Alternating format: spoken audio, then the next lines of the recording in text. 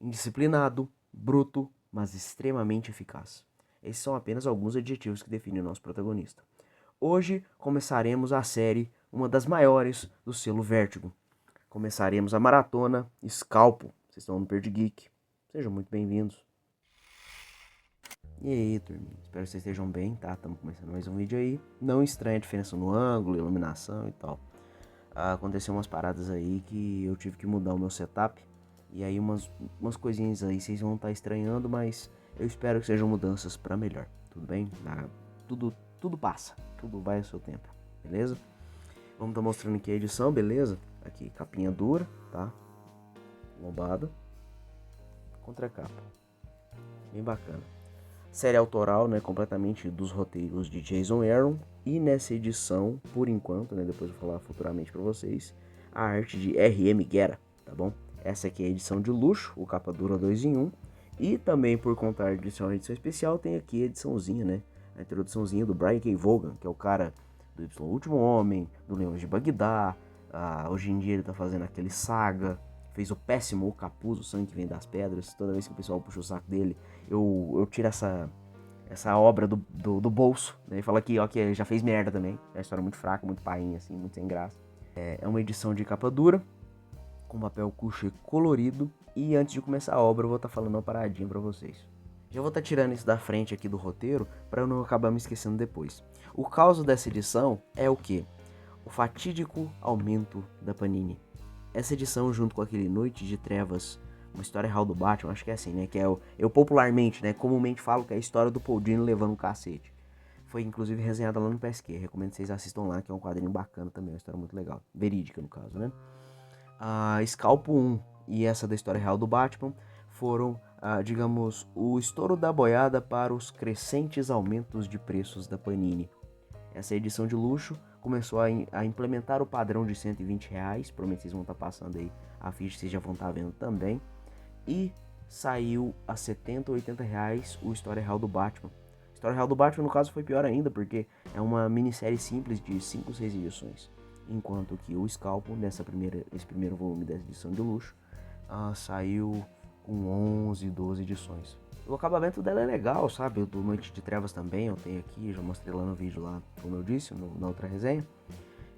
É um acabamento bacana, bem decente, normal, mas, porra, naquela época, sem ainda aumentar salário, sem Corolla, sem nada, 120 naquela época era um puta de um chute no saco.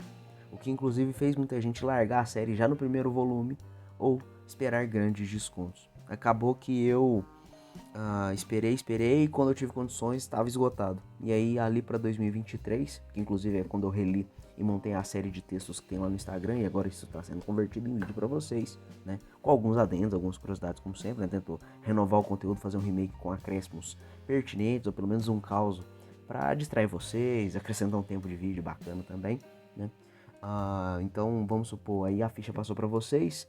Lá para 2022, 2023 eu comprei o resto da coleção, porque eu só tive o volume 1 justamente no tempo de lançamento. E depois, no caso não foi em 2017 exato, mas foi em 2018, naquelas promoções doidas da Saraiva, se não me engano. E acabou que eu nunca mais tive condições, porque acabou a escola, acabou o Senai, não tinha sustento, não tive porra nenhuma.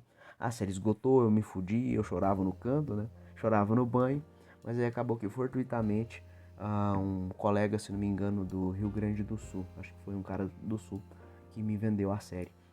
Por sorte o volume 1 dele tava zoado, então eu falei, olha, me vende do 2 ao 5, que eu pago na nota, e infelizmente eu não fazia plataforma, acabou que eu tive que pagar o frete era o preço do outro volume, então foi um volume de frete praticamente.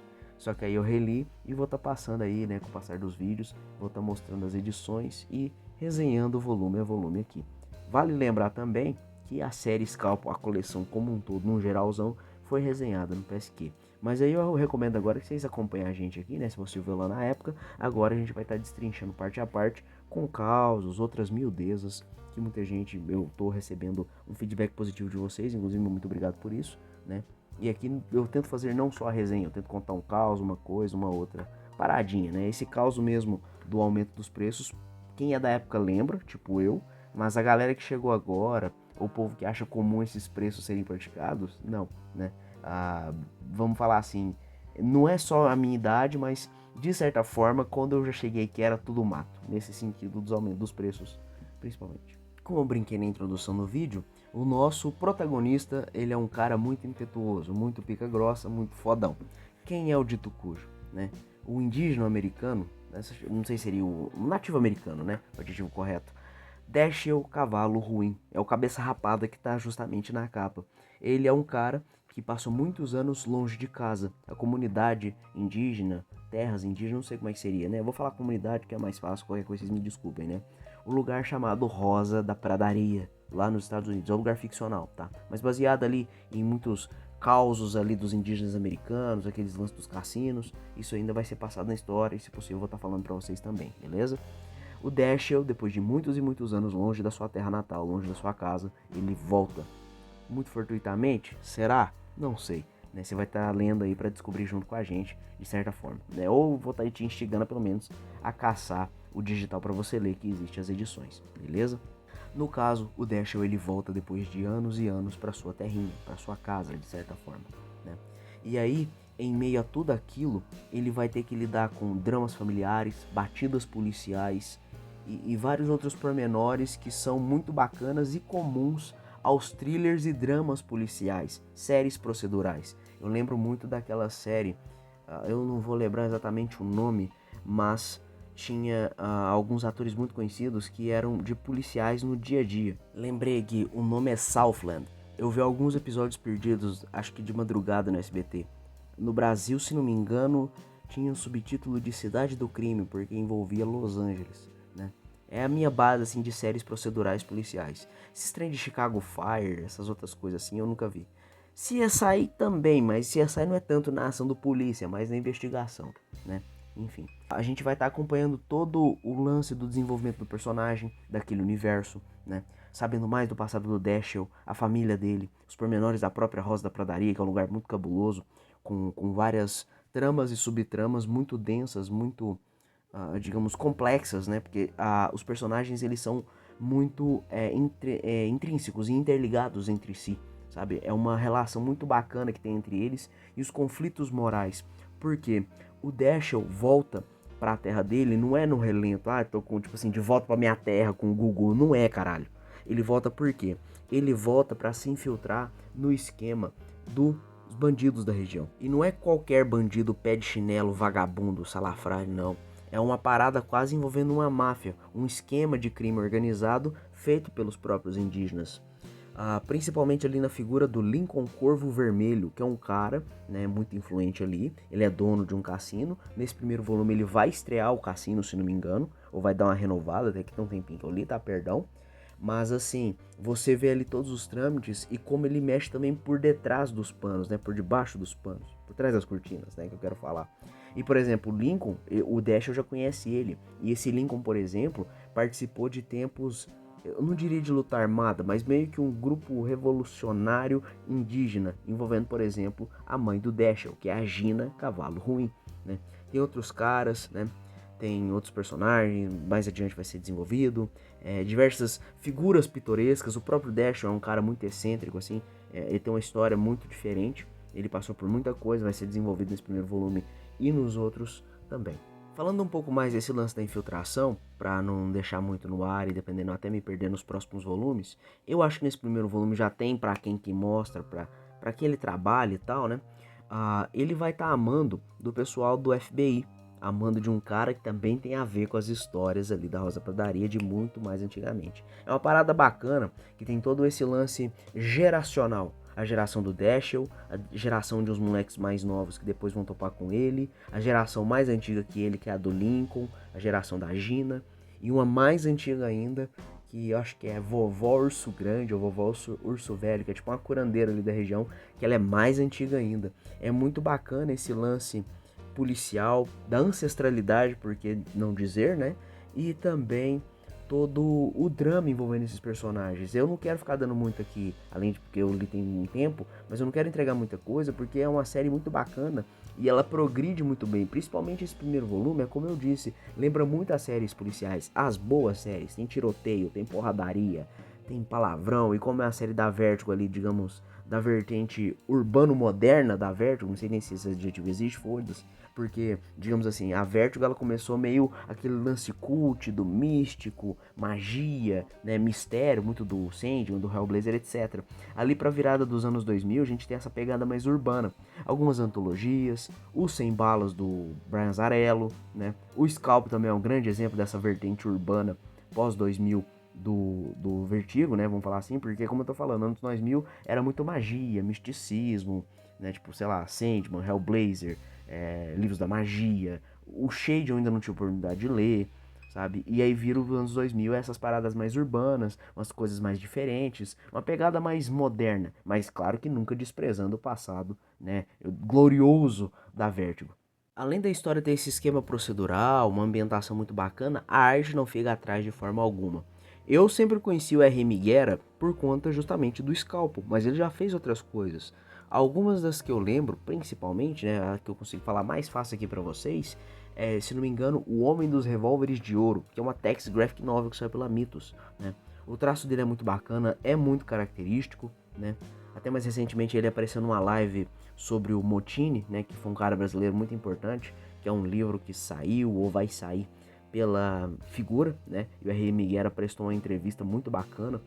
Foi o bigodeira da Figura, que se não me engano é o Rodrigo Rosa, o R.M. Guerra trocando uma ideia num portunhol ali bacana, e eu não lembro o canal de quem, fico devendo, me perdoe, tá? Mas foi um papo muito legal, e é legal ver que o R.M. Guerra tá firme e forte, tá lúcido, trocando ideia e tal, porque acho que ele tá beirando 60 e poucos anos, se não me engano, tá? Mas o traço dele é muito característico, é muito bacana, ele consegue trazer um drama, uma densidade pro cenário, para cenas. Ele também é muito bom na ação. Esse primeiro volume, como eu disse, tem bem cara de série policial, então tem batida policial, porradaria, putaria, né? Tem outras coisas mais adultas também, porque como eu disse, é dessa vertente mais pesada e pós anos 2000, então os caras socavam o pé no acelerador mesmo, então tem peitinho, tem bunda, só não tem genitais, vamos falar assim, né? Dependendo aí pro YouTube não me fuder, mas é uma série muito bacana. A arte da Remiguera combina bastante, ela é muito característica, como eu disse.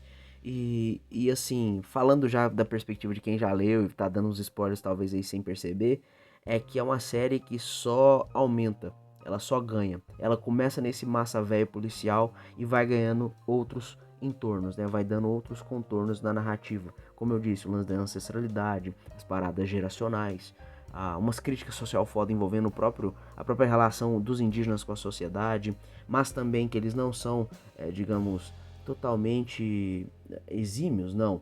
Seria inocentes nesse sentido. Como o próprio lance do Lincoln Cor Vermelho, mais adiante vai ter um cara que vai querer se meter a entrar no mundo do crime. Então, assim, são pessoas como quaisquer outras, né? Quaisquer outras, acho que seria assim que fala. Que mesmo tendo esse lance do exótico, do diferente, da própria cultura, né? Da nacionalidade ali, todo o lance indígena, são pessoas comuns, né? Tem defeitos, tem virtudes, tem umas formas diferentes de lidar com as coisas, mas são seres humanos e, de certa forma, principalmente ali, os dessa história em específico, e muitos deles querem apenas encontrar o seu lugar no mundo. E por último, só para deixar pincelado, as capas, né?